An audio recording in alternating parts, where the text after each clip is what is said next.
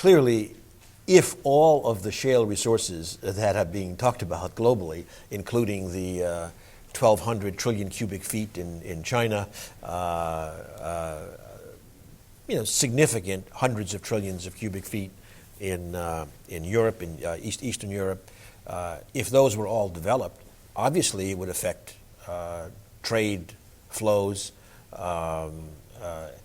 We've seen that in microcosm in this country, where what used to be almost purely south to north flows have now got much more complex as different geographies come in. So clearly, the same thing would happen internationally. There would obviously be geopolitical consequences in terms of where gas is flowing. But I think what you'd see is then, and I would say we don't know. I certainly don't know whether or not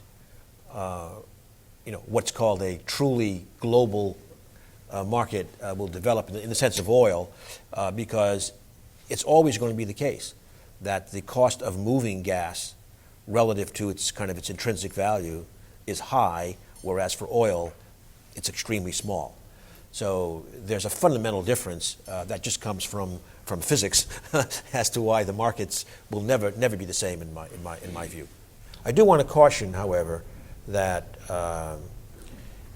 even if this plays out in terms of, let's say, the United States, let's say imports going to a very, very low level, or zero for that matter, I just want to emphasize that does not eliminate security concerns around oil, because it is a global market, so there's price sensitivity, but B, as long as our closest allies remain very dependent upon energy imports, to the extent to which that constrains their freedom of action in foreign policy, it can constrain our freedom of action. So we still have a very strong interest in stable, well-functioning global markets.